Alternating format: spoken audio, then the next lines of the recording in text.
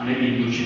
પછી એ આગળ વિકસિત થાય, એમાં ગોકુળ આવે, એમાં કમલદલ આવે, એ બધાને પારિભાષિક શબ્દોમાં જવું નથી. એમાં બીજું મંત્રો પણ આવે. મંત્ર જે છે ને, આપણે જે મંત્ર કહો એ 10 થી 20 અક્ષરનો મંત્ર હોય, પણ એ મંત્ર હ્રીમ શ્રીમ ક્લીમ આ બધા જે બીજ મંત્ર કહેવાય. બીજ મંત્રમાં નાદ શક્તિ હોય છે, એ સિદ્ધ થયેલો હોય તો જ એ આપણને બને છે. યાદ રાખજો કે તંત્રમાં કે શાક્ત સંપ્રદાયમાં ગુરુનું ખૂબ મહત્વ છે. ગુરુ વગર તંત્રની સાધના શક્ય જ નથી. આ ગુરુ ગમે જ્ઞાન છે. અને બીજા લોકોને સમજાય પણ નહીં કે શા માટે, તો કે અધિકારી ભાવ એને દૂર રાખવા માટે અધિકારી લોકો જ પ્રવેશ કરી શકે એ માટે દરેકમાં હોય છે. અને આજની સૌરાષ્ટ્રમાં ઘણી બધી જગ્યાએ મહાપંથ છે કે કાલિકા પંથ છે, તો એમાં જે વાયક આવે વાયકમાં એ લોકો અધિકારી ભાવોને એમાં આપવામાં આમંત્રણ આપવા, બીજાને બહાર રાખવામાં. તો આ આખી ભૂમિકા પણ સમજવું જરૂરી છે કે આ શાક્ત સંપ્રદાય જે છે એમાં આ યંત્રની આકૃતિ પૂજન થતું. દરેક દેવના એક યંત્ર હોય છે, દરેક દેવનું મંત્ર હોય છે, અને એનું યંત્ર મંત્ર અને ક્રિયાવિધિમાં વર્ણન હોય એને આપણે તંત્રશાસ્ત્ર કહીએ અથવા આગમશાસ્ત્ર કહીએ છીએ. આ એની પ્રાથમિક ભૂમિકા છે. હવે આ તંત્રની જે સાધના છે ને, એની સૌથી અગત્યની વાત હોય તો યોગ અને ભોગ બંનેની સાથે લઈને ચાલે છે. જેને આપણે વૈદિક સાધના કહીએ છીએ એમાં માત્ર અને માત્ર યોગની વાત છે અથવા તો શુદ્ધ સાધનાની વાત છે, પણ તંત્ર એ જીવનને એની નબળી બાજુઓ પણ સ્વીકારે છે. અને એટલા માટે ભોગ દ્વારા યોગ પ્રાપ્ત કરવો તેની વ્યક્તિને મુંજી થયો અદ્ભુત વાક્ય છે ઉપનિષદનું. એમાં પણ વાત આ છે કે તમે ત્યાગી અને પછી ભોગો અને પછી ત્યાગો. એટલે તંત્રમાં શું કરે છે કે એની વિધિ વિધાનમાં જીવનને પહેલા પૂર્ણ રીતે પામી લેવાનું, એટલે શક્તિની પૂજા કરવાની. આ જે શક્તિ જે છે એ માનવી શક્તિમાંથી તમારા દિવ્ય ભાવમાં દાખલ કરવાનો. એટલે એમાં ઉમાલિકા પૂજન ને બધું છે. અને એની સાથે જે પંચમકાર જોડાયેલા છે તંત્રમાં. આ પંચમકાર જે છે એ પણ સમજી લેવાનું. પંચમકાર એટલે કયા, તો કે મદિરા એટલે મદ્ય, માંસ, મત્સ્ય, મુદ્રા અને મૈથુન. આ પાંચમાંથી સાધના થાય. પણ એની પણ એક વિધિ છે. તંત્ર સાધક જે છે એના 3 પ્રકારો છે.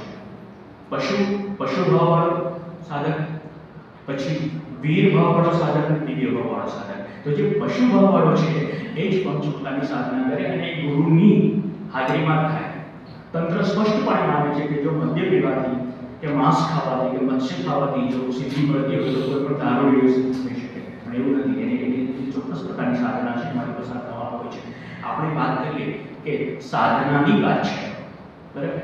અને પ્રશ્ન એ છે શા માટે સાધના કરી, તો સ્પષ્ટ છે કે આ ભૂત આપણે જે શરીર ને પંચમહાભૂતોનું, એ પંચમહાભૂતો એક પિંડથી બ્રહ્માંડ સુધીની યાત્રા છે. આખી યાત્રા કઈ છે? પિંડથી, બરાબર. જે બ્રહ્માંડમાં છે તે પિંડમાં છે. બ્રહ્માંડ એ પંચમહાભૂતોનું બનેલું. તમે બધા પંચમહાભૂતો જાણો છો.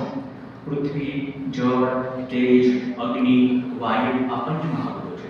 એ પંચમહાભૂતો આપણે પિંડ બનેલું છે. પણ આપણી યાત્રા છે ને એ પિંડથી બ્રહ્માંડ સુધીની હોય છે. જેને સિદ્ધ આપણે શા માટે ભણીએ છીએ? ન ભણાવે તો ચાલે. સવાર પડે ને સાંજ પડે છે સુધી કશું ન કરો ને તો પણ આપણે સાંજ પડે. પણ આપણે શું કરીએ? ગુણમણી ભાવ છે. આપણે કશું થવું છે, આપણું બિંગ છે એને બીકમિંગ કરવું છે. આ બિંગ ટુ બીકમિંગ, કશું પ્રાપ્ત કરવું. અને એમાં જો દિવ્ય, બહુ સરસ સાચી વાત કરી કે શક્તિ એ ભક્તિ સાથે જોડાયેલી છે અને સાધના સાથે. તો તમે એમાં જ દર્શો એટલે તમે એ થશે મારા જીવનનો વિકાસ કરો. એટલા માટે સાધના જરૂરી છે. સાધના એ જીવનને ઘડવાની પ્રક્રિયા, to cultivate the life, to make life more beautiful. That is the process basically. તો આપણે વ્યક્તિથી સમષ્ટિ સુધી જવાનું છે, આપણે પિંડથી બ્રહ્માંડ સુધી જવાનું છે. તો જેમ આપણે સાધના કરીશું ને એમાં આપણે મહત્તત્વ પ્રાપ્ત થશે. આપણા સંબંધો બહુ સ્પષ્ટ થશે. આપણે અને યોગીની કક્ષાએ એટલે આપણે પશુભાવમાંથી વીરમાંથી દિવ્યમાં સુધી જઈશું તો આપણું જગતનું પર્સ્પેક્ટિવ બદલાઈ જશે. એટલે શંકરાચાર્ય પોતે પણ તંત્રમાં માનતા હતા. એનું સૌંદર્ય લઈને અદ્ભુત ગ્રંથ છે. ઇવન રામકૃષ્ણ પરમહંસ પણ શક્તિનો ઉપાસક હતા. ગુજરાતમાં ઘણા બધા શક્તિનો ઉપાસક હતા. વિશ્વામિત્રએ તો પાવાગઢની સાધના કરી હતી. આ બધું પણ આપણે જાણીએ છીએ. તો શાક્ત સંપ્રદાય એ નિકૃષ્ટ છે એવું નહીં માની લેવાનું છે. અદિતિથી માનીને આપણે દિવ્ય પરંપરા ધારી છે એમાં બધું ભણાયેલું છે. એટલે પંચમકારની જ્યારે વાત કરું ત્યારે એમાં પણ અધિકાર પ્રમાણે ગુરુ એને દીક્ષિત થાય અને ભોગમાંથી યોગ સુધી જવાની આખી યાત્રા છે. અને ધીરે ધીરે સિદ્ધ પુરુષ સુધી આપણી કક્ષાઓ છે. એમાં આપણે હંસ પરમહંસ એવી કક્ષાઓ છે. એ બધી પ્રાંતિક વાતો છે, પણ બહુ સ્પષ્ટપણે માનું છું કે તંત્રશાસ્ત્ર એ ગુરુગમ્ય હોય છે. ગુરુની આ બધું મેં વાંચ્યું એકેડેમિક છે. હું પોતે તંત્રમાં દીક્ષિત થયેલો નથી. તંત્ર દીક્ષિત જે છે એ કદી જાહેરમાં વાત કરતા જ નથી. એ આખું ગુપ્ત સાધનનું માર્ગ છે. એટલે મેં જે કે એકેડેમિક જ્ઞાન પ્રાપ્ત કર્યું એ ગ્રંથોનો અભ્યાસ કરતા એના આધારે વાત કરું છું. પણ આપણે માની લઈએ કે જે વૈષ્ણવ વિષ્ણુની પૂજા અને સાધના કરીએ અને જીવનને આપણે ધન્ય બનાવ્યું, શક્તિની સાધના એ શાક્ત સંપ્રદાય કહેવાય છે. હવે ગરબાની વાત કરી લો બંનેના સંબંધોમાં, તો સ્પષ્ટપણે માની લેવાની જરૂર છે કે ગરબો એમાં 9 છિદ્ર હોય છે. માટીના ઘડામાં 9 છિદ્ર હોય છે. અંદર જ્યોતિની તમે સ્થાપના કરો એટલે શક્તિનું પ્રતીક બને છે. આપણે શક્તિના પ્રતીક તરીકે મોટે ભાગે 3 વસ્તુને સ્વીકાર કરવામાં આવી છે. એક ઘઉંના જવારા અને બીજી યંત્ર. આ શક્તિની ઉપાસના. હવે આખી ભૂમિકા અનિલભાઈએ કહી દે કે નૃત્ય સંલગ્ન છે.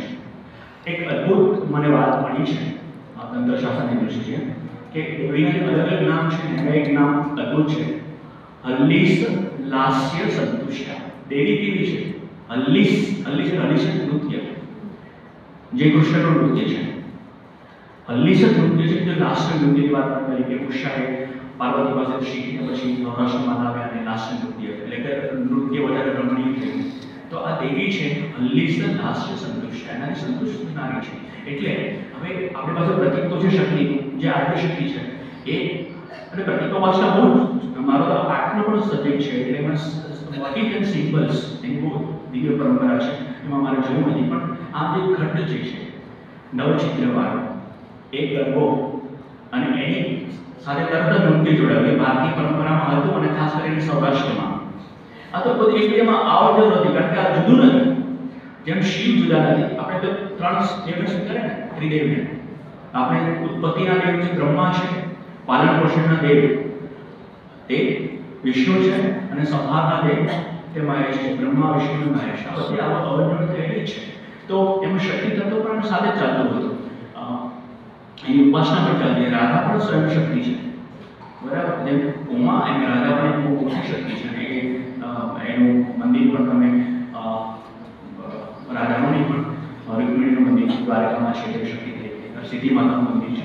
તો સૌરાષ્ટ્રમાં જે આ રાસ હતા એની સાથે સાથે જ ગરબાની ભક્તિ જોડાય, અને ગરબાની આ ભક્તિ જોડાવામાં તરત ગરબો જે છે એ બે રીતે સરે કહ્યું કે મૂળ ભક્તિની વાત છે, પણ ભક્તિની સાથે સાથે નર્તન પેલી મેં કહ્યું ને હલ્લીસ લાસ્ય સંતુષ્ટા, નૃત્ય પણ જોડાય અને ગીત પણ જોડાય. અને એમ આ ગરબો જે છે તે શક્તિની ઉપાસના સાથે જોડાય. અને પછી ધીરે ધીરે ગરબાનો શબ્દ સંસ્કૃતમાં મળતો નથી, ગર્ભવતી એ શબ્દ થોડો છે, પણ બેઝિકલી એની ઉપાસના શક્તિના જે શાક્ત સંપ્રદાય છે એમાં આ ગરબાના પ્રતીક તરીકે સ્થાપના કરી છે. 9નો સુંદર એક સંયોગ છે. નવરાત્રિ તમે કહો, બરાબર, 9 છિદ્ર તમે કહો, શરીરના 9 રંધ્ર કહો, એ રીતે આ ગરબો શક્તિની ઉપાસના સાથે જોડાયેલો છે. અને એ નર્તન અને પછી ગાયન સાથે આવે અને ધીરે ધીરે ગરબો એ માત્ર શક્તિની ઉપાસના ન રહે, એનો વિકાસ પણ થયો છે. એ વિષયની વાત દીપકભાઈ અને નીતિબેન બધા કરવાના છે, તેમાં હું જતો નથી. પણ મૂળ વાત આટલી છે કે આપણે ધીરે ધીરે શાક્ત સંપ્રદાયમાં ઘણા બધા દૃશ્યોનો પ્રવેશ કર્યો, અને એને કારણે આખું તંત્ર અને શાક્ત સંપ્રદાયને આગળ એ ભૂલાતો ચાલ્યું છે. પણ એક બહુ જ વૈજ્ઞાનિક પદ્ધતિ એની વાત કરેલી છે. મંત્રશાસ્ત્ર તમે ભણો એટલે વાંચો તમે તો એમાં જે શબ્દક્રમો આખો જે સ્પોટ જે છે એની અદ્ભુત વાતો છે. દરેક અક્ષરે મંત્ર બને છે, એના પર નિધિ બધો. અને મંત્ર માટે, મંત્રના જાપ માટે પણ ગુરુની જરૂર હોય છે. બીજ મંત્ર જે છે રીમ શ્રીમ ક્લીમ બધા એ બીજ મંત્રનો અદ્ભુત હોય છે, પણ એની પણ ગુરુની સાધનાની જરૂર પડે છે. આપણે ઓમ નમઃ ભગવતે વાસુદેવાય કે ઓમ ભૂર્ભુવઃ સ્વઃ તત્સવિતુર્વરેણ્યં આ બધા આ મંત્રો છે ને ઓમ, એ બધા સિદ્ધ મંત્રો છે. સિદ્ધ મંત્રોનો કોઈ પણ ઉચ્ચાર કરી શકે, પણ શાક્ત મંત્ર જે છે એનો ઉચ્ચાર કોઈ પણ નથી કરી શકતો. એની વિપરીત અસર પણ થાય છે. અને તંત્રમાં જેમ સારી બાબતો છે એમ ઉચ્ચારણ મારણ એની નકારાત્મક અસર પણ પડતી હોય છે. તો આ ગુરુગમ્ય જ્ઞાન છે. ધીરે ધીરે આવા સિદ્ધ ગુરુઓ ગુજરાતમાં ઓછા થઈ રહ્યા, પણ હજી પણ બંગાળ, ઓરિસ્સા, આસામ એ બાજુ શક્તિની ઉપાસના હજી થઈ રહી છે. અને એ શાક્ત સંપ્રદાયનું શુદ્ધ તત્વ ત્યાં જળવાય એટલે આ બધું બહુ જ અગમ્ય એને આપણે મેથામેટિક્સ કહી દઈએ છીએ તો એ કલ્ટ છે એવો અકલ્ટ પણ તમે કહી શકો તો અકલ્ટ છે અને એ શક્તિની સાધના જ્યારે કરવી હોય તમે એને સૌમ્ય દેવી તરીકે કોઈ પણ સ્વીકારી શકો તમે અંબા તરીકે જગદંબા તરીકે ઘણી બધી દેવીના રૂપો છે આપણે દરેક રૂપમાં એક દેવી છે યાદવની સર્વોપદેશ વિદ્યારોપણ સંસ્થિતા છે તમે એ બધી દેવી જે સૌમ્ય દેવી છે એની તમે ભક્તિ કરી શકો પણ ઉપાસના પદ્ધતિ તમારે કરવી હોય ત્યારે શાસ્ત્રીય રીતે જવું જોઈએ તો તેનું ફળ આપનારી છે અને બળ પણ આપનારી છે તો મારા નિયત સમયમાં મેં એક ભૂમિકા બાંધી અને વિદ્યાર્થી વિષય છે બહુ જ ગહન મારું જ્ઞાન છે પણ હું આશા રાખું કે તમે આ શાસ્ત્રો પણ ગુજરાતીમાં બહુ ઓછા મળે છે તમે કઈ શાસ્ત્ર સંપ્રદાય છે તમે શું વાંચો એક નર્મદા શંકર મહેતાનું એક પુસ્તક છે શાસ્ત્ર સંપ્રદાય કરીને એ સારું પુસ્તક છે પણ એ પૂરતું નથી તમારે મૂળ ગ્રંથો પાસે જવું પડે ગોપીનાથ કવિરાજના અંગ્રેજીના જોન વુડવર્ડના ઇંગ્લિશમાં પુસ્તકો છે એમાંથી તમને કેટલું જ્ઞાન આના વિશે મળી શકે છે તો આ એક મહત્વનો આખો ઉપક્રમ તમે કેટલું સમજાયો પણ પ્રયાસ મારો એ રહે છે આ જ્ઞાનને મારે વિદ્યાર્થી સંસ્થા પણ મૂકવું કે આ બધી વસ્તુઓ યંત્ર મંત્ર તંત્ર એમાં ખાસ કરીને મંત્રોદ્ભવ અને આ જે ચાર વાણીના શબ્દો પરાવશી બંધીમાન વૈદ્ય સુધી આવતા સુધી તેના મંત્રોદ્ભવ થાય છે પ્રણવ ઓમમાંથી કઈ રીતના આપણા અક્ષરોને પટક રહે છે સાધના દ્વારા વિકસિત થયેલી કુંડલીની શક્તિ એનાથી શક્ય કરે છે મૂલાધાર સ્વાધિષ્ઠાન છે અનાહત છે મણિપુર છે એ પહોંચી આપણે એની સાધના આ સાથે જોડાયેલી છે શબ્દ મણિ ઉપાસના પણ જોડાયેલી છે અને ભોગ દ્વારા યોગ પ્રાપ્તિ એ પણ એમાં અને એમાં પણ ઘણા બધા છે સાત આચાર છે કૌલાચાર છે વામાચાર છે દક્ષિણાચાર છે એમાં બધામાં આવે કે પહેલી વિદ્યાની વાત આવે છે તે માસ ઉદેરાની વાત આવે છે એવું નથી જે દક્ષિણાચાર જે છે એમાં શુદ્ધ રીતે દેવીની ઉપાસના પણ થાય વામાચાર છે એમાં પંચમહાની બધી વાતો થતી હોય છે એટલે હવે મહત્વના એક ઇનિશિયેટિવ છે એક શરૂઆત છે અને ધીરે ધીરે આ દિશામાં કોઈ ગતિ કરશે તો મને લાગે કે શક્તિપીઠમાં શક્તિ વિશેના કે શાક્ત સંપ્રદાયના નવા પરિમાણ આપણી સામે આવશે એક આશા સાથે એક મહત્વનો પ્રકલ્પ અમને જોડવામાં આવ્યો ખૂબ આનંદ છે તમે બધાને